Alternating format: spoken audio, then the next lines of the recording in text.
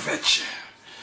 Ladies and gentlemen, so I'm sure most of you have heard the news about Robin Williams. Most of us grew up with him on our TV screens, bringing joy into a lot of people's lives. And I don't usually make videos when like huge celebrities die. Not because I don't always feel connected to these people, because it's normal to feel connected to somebody that you've seen on the TV screen, listen to their music or whatever, you know. That's a normal thing. But you know, you always get this influx of people putting messages on social media, putting videos out, who didn't actually follow the person. They just want to get involved with the whole sensation of what's going on and say something for the sake of saying something. But I'm definitely going to speak on this because it brings up the whole issue around depression, which I feel is a really taboo thing today. Like, it's this kind of shameful thing to say that you're depressed, or like something you're supposed to be ashamed about, although it's something that like most people experience at some time, even if in a minute form.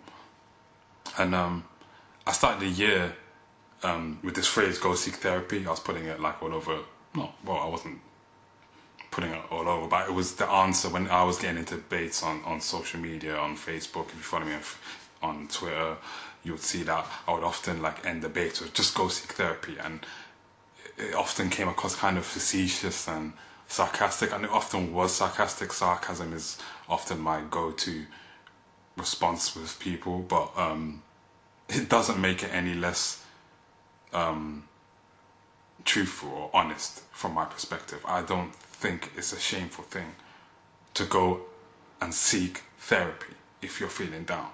And when I say go seek therapy, I don't even necessarily mean professional help, although if that's what you need, and you go and do it, man. But I just mean, even in the smallest way, sit down, speak to your close friend, if it is that maybe you don't have that, which happens today. We have all this, we're supposed to be so connected now these days with social media and mobile devices, but you know, ironically, we're all these things have made us even more disconnected, even though the fact that we're connected in a more literal sense of the word, of being in contact or being able to communicate. We don't actually communicate in an honest fashion, basically. So if you want that honest, if you want conversation with somebody, you need to talk about your feelings. There's no shame in seeking that out. I know maybe you live in some remote town somewhere and you're like the black sheep and there's no one to talk to. It happens, but in that way you can flip the whole technology thing and find somebody online to speak to, somebody that you really can connect with, and Skype with them. If it's just once a week, couple of times a week, preferably, whatever, man. Like, whatever you can do to ease whatever pain you're going through. There's no shamefulness in doing whatever you gotta do to seek that kind of help, to seek whatever help you need. And with the whole Robin Williams thing, and comedians in general, we see a lot of comedians, actors as well, musicians, but comedians who go through these kind of like tragic suicidal deaths, although this hasn't been confirmed that it's definitely suicide, it's looking that way. People don't understand it. Like, how is somebody who's seemingly full of joy and giving happiness to other people, how are they so sad inside in their own life? And I'm not trying to say that I'm on the level of Robin Williams or something, but I'm saying that I can relate to the perspective that somebody like him could have on it, because I mean, I can remember in secondary school, most people thought I was the most happy-go-lucky kid around, because I was just busting jokes. You know, I had my two states. I was either really quiet, when I wasn't in my quiet periods, I was busting jokes and making people laugh and this and that, and people were like, nah, Nick's crazy, man, this guy's on drugs or whatever. Like, I remember someone in my class once told me, like, Nick, whatever drugs you're taking, I want some of them, because you're always smiling, you're always busting jokes. But the reality of the situation is, man, I was probably one of the most angriest kids in school. Although I wasn't visible, like I wasn't one of the blatant troublemakers or whatever, but I was one of the most angriest kids in school. And you know, I didn't even leave secondary school. Well, I lie. I left secondary school with one good friend, which was somebody who was, I wouldn't have thought would have been the person that I would have left secondary school being my close friend, and they were actually the year below me. That's another story that I'm gonna get to. And yeah, it was, for me, like, my humour, my whole sense of humour. I mean, I'm not saying it's necessarily an act, it's part of my personality, and it definitely became part of my personality the older I got. It got integrated into my personality, but initially it was a very it was a coping mechanism and a device to express myself. Like, if and I didn't really realize it until somebody who was like a really close friend of mine back in the day was one of the first people I met when I moved to the part of London that I moved to, and I ended up going to school in whatever. We were on the bus, and he was like a couple of years older than me, so he was a little bit more observant at that time. We were on the bus one day, and I was doing my usual busting jokes. There was a couple of us, there was like 4 or 5 of us on the bus. I was busting jokes and this and that, like the whole like top floor of the bus was in tears. Like, I was pretty loud when I got into them kind of moods, right? Where it's kind of like a performance to be, right? So I'm busting all these jokes and everybody's cracking up. Anyway, our bus stop comes and we get off the bus, and he says to me, "Oh, Nick, how'd you do that?" And I'm looking at him like, "What do you mean?" He's like, "How do you do that? How do you tell these stories that are not funny, but you make them seem so funny?" And I just stopped, and I was like, I don't know, I never really thought about it. And I went home that day and I really thought about it, because it was really true. Like, most of the jokes that I always come out with are not really jokes, they're real stories that happened during growing up, it happened during my life at that point, and they were actually hurtful stories, most of them, or, you know, but I somehow had this way of, you know, just telling them or describing them that just was hilarious. Like, it seemed like something you would watch in a comedy movie or a comedy sketch or something. And I slowly started to realize that was my way of communicating the things that got me down. Like, I wasn't one to sit down and just be like, "Oh God," although that did happen to a point. So that was my coping mechanism. And I remember by the time I got to uni, there was a group of people that I hang out with, which wasn't even on my campus. I spent a lot of my time on another campus, and anyway, so you lot know who you are if you see this video. And yeah, this whole thing came up that I should do comedy, I should do stand-up or whatever. And I was like, nah, man. So one of my friends at uni was like, "You know what, listen, this is what we're gonna do. I'm gonna make a group on Facebook, and if 100 people join this group, by the end of this week, you're gonna write a stand-up. You're gonna write a stand-up script, and we're gonna find you somewhere to perform this thing, and you're gonna start doing stand-up, right?" So I was like, "Yeah, cool, whatever. Nobody's gonna join this group. Come on, whatever."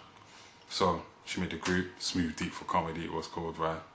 And like 250 people signed up just like that, like in 3 or 4 days. I was like, fuck. And I was like, okay.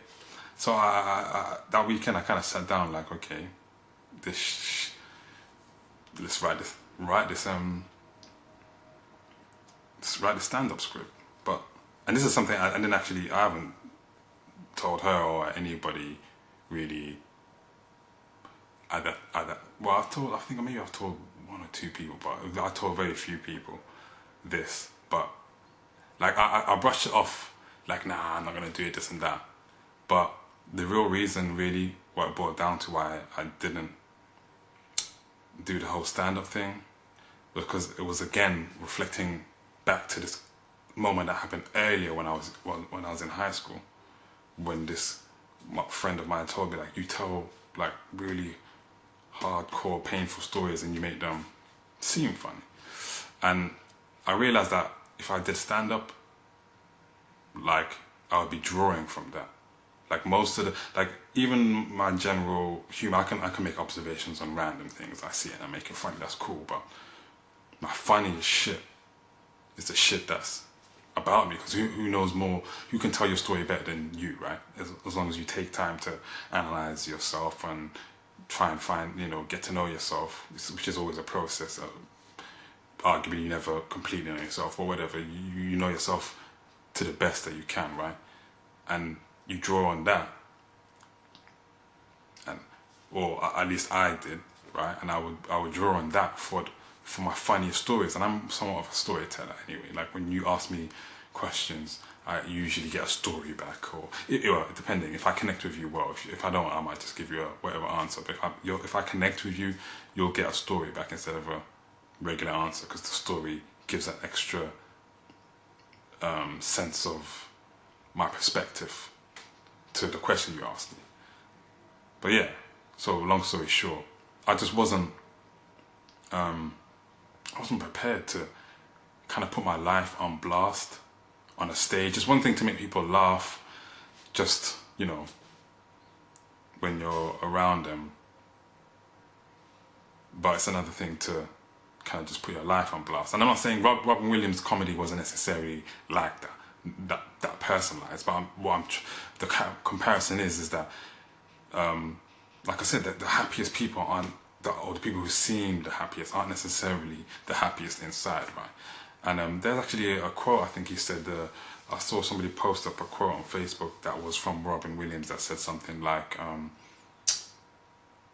I used to think the scariest thing was being alone, but then I realized the scariest thing was being surrounded by people that make you feel alone. And there's nothing, that's like one of the most truest things I heard. Like my time when I was in college before university, again I was, kind of loud, making people laugh, same kind of thing. And I got friendly with this group of people from my college. We used to go out on the weekends and this and that, and it occurred to me towards the end of my second year when I was finishing A-levels, right, it really started to occur to me that the more people I surrounded myself with, the lonelier I actually felt, because I realized I wasn't necessarily connecting with all of them, not in the way that I would have liked anyway. It was more of I was just kind of the funny guy in the group, Yeah, invite Nick because he's gonna bust some jokes, and it's kind of a really I don't know. It's just not a solid connection. It's kind of feeble connection. Like it's like friends, but it's not. You're just. I was just kind of the funny guy to come along, and I ended up leaving college with like one really good friend who we're still friends now. We make music together now, man. But produce Bodak Boys. If you follow me on if you subscribe to my other channel and you follow me on Twitter and Facebook, then you know all about that, or you should know about it, right? So yeah, man. When I started college, probably that would have been. It wouldn't have been likely if you, from the outside, looking from the outside in, wouldn't have seemed likely that this dude is the guy that I ended up being close friends, like brother, he's like a brother from another mother, basically. Like that's the guy that I left college with, being like this, like close like that, like the people that I was initially hanging out with, I don't even chat to them. Like I think, I don't know, the last time, well, I don't know, 3 or 4 years ago, like one of them, I got invited to one of their weddings via Facebook or something. And yeah, man, so it's just important just to find even just that one person. And even with that said, like I said, I use the humor as a coping mechanism. The only thing that I didn't do was really address certain things. Even though I was coping, I wasn't necessarily addressing the feelings, the negative feelings that I'd grown up with through certain experiences, and eventually it catches up with you. And I did go through a stint of depression, which kind of just hit me really hard. Like, it came out of nowhere because I didn't actually realize I was depressed in the first place. So it's just like, bam, it hits you, and you're like, fuck. And it took me, basically, it took somebody else showing me that I was depressed, really. It took for somebody else to show me, and it was kind of, that whole experience was kind of a helpful experience because it was somebody that it was a girl that I really liked, and the kind of depression kind of snuck up on me to the point where it kind of fucked up that situation because it affected my behavior and stuff. But it is what it is, man. You live and you learn, and I'm grateful for it in the sense of, man, and like, what if it didn't come then? Like, how long would I have carried that kind of baggage, right? And yeah, one thing that what I will say, that if you followed me from like if you've been connected like since MySpace and stuff, you'd have known some of the issues that I like addressed on my first mixtape, certainly Concealed Anger, right? And even on a couple of mixtapes before I started getting onto the EP stuff with OK Records, right? And so you might be asking the question, okay, you talked about a lot of personal stuff, definitely on your first mixtape. Why couldn't you do it through the comedy? I can't really answer that, to be honest with you.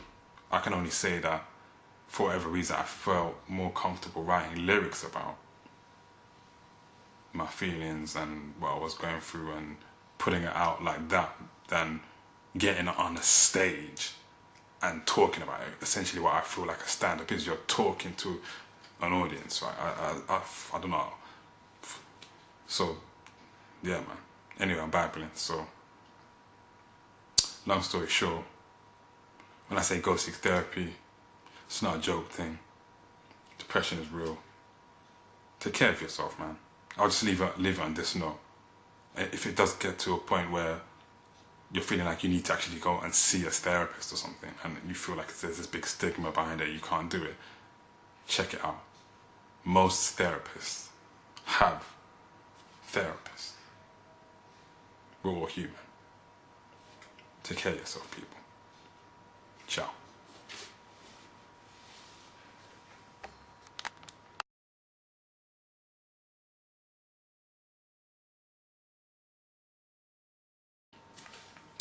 What's up, people, man? Fuck, I'm gonna start that again. What kind of introduction was that? Fuck that.